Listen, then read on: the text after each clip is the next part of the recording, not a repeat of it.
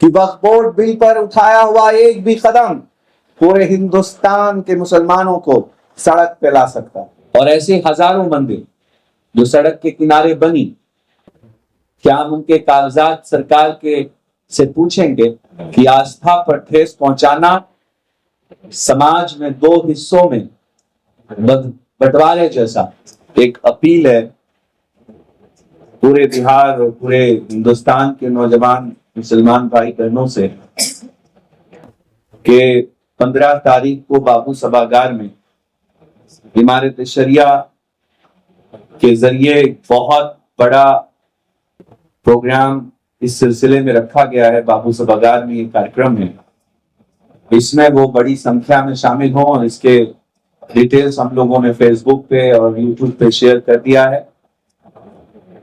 और पूरे देश में इस इशू ने एक अलग तरह का माहौल क्रिएट किया है और बड़े जानकार का मानना है कि ये कानून सीए और एनआरसी से भी ज्यादा खतरनाक है। इसी सिलसिले में आप देश के हर हिस्सों में इसके खिलाफ लोगों को इकट्ठा देख रहे हैं।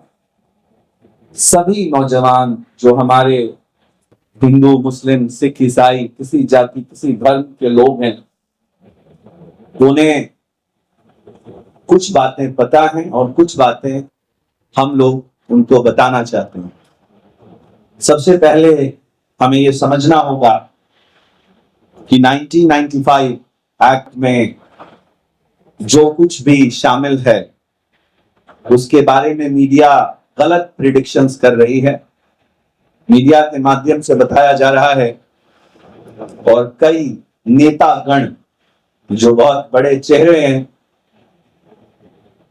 किसी दूसरी पार्टी के, खासकर बीजेपी के कुछ बड़े नेताओं ने जो बयान दिया है कि वक्त का मतलब जो उन्होंने समझाने की कोशिश की है कि आप जिस जमीन पर और जिस जायदाद पर वक्फ चाहेगा उस पर वो काबिज हो सकता है इस एक्ट के तहत, जो कि बिल्कुल गलत प्रिडिक्शन किया गया बयान है और हम उसकी मुखालफत करते हैं।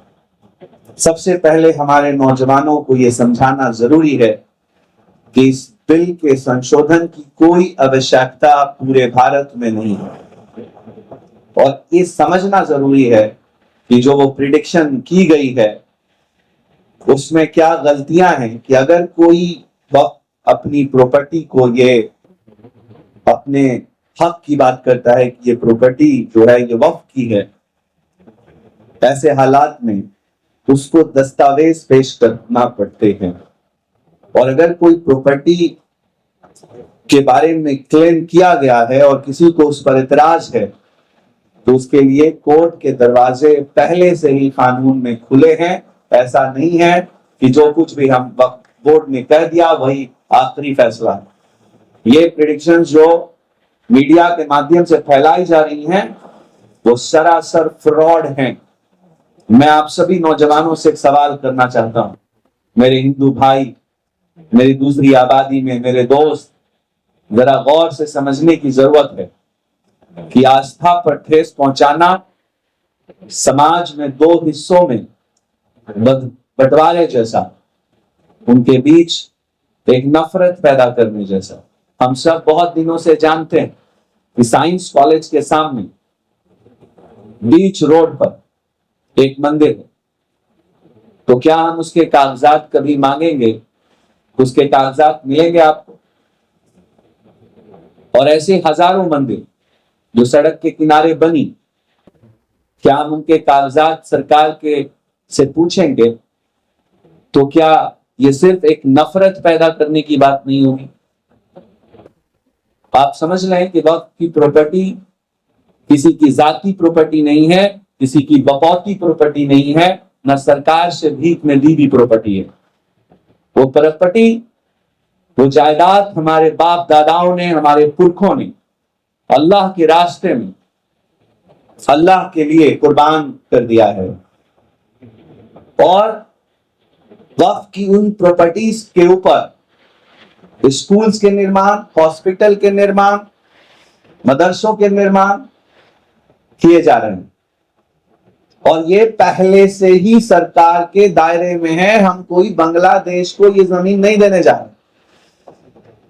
ये जमीन भारत में है और ये भारत की जमीन जो कभी हमारे पुरखों की थी, उन्होंने अपनी जमीन को गरीब मजलूमों के लिए दान दे दिया है और ये दान इसलिए किया गया है ताकि वो अपनी जिंदगी में वहां मदरसे कायम कर सके, स्कूल कायम कर सके, हॉस्पिटल्स कायम कर सके, ऑफिसेस बना सके और मुर्दे दफना सके। हमने आज तक जितनी भी प्रॉपर्टीज इस्तेमाल की है हिंदुस्तान की सरजमीन पर, उनके कागजात हमारे पास मौजूद हैं। और आप बताइए कि कोई भी मुर्दा घर किसी जगह पर किसी इंसान ने डोनेट किया हो और वो मुर्दा घर बनाया गया हो, यहां चिताएं जल रही, समझना पड़ेगा मुल्क के नौजवानों को कि गंगा किनारे जो चिताएं जल रही हैं उससे हमने कभी इतराज नहीं किया, लेकिन वो जमीनें सरकार की हैं और सरकार के हिस्से पे सरकार की इजाजत से ऐसे चीजों को इस्तेमाल में लाने की आदेश दिए गए। पर एक भी कब्रगाह, कब्रिस्तान पूरे हिंदुस्तान में ऐसा नहीं बना जो सरकार की जमीन हमें मिली हो और हमने उसमें मुर्दे दफनाए हो।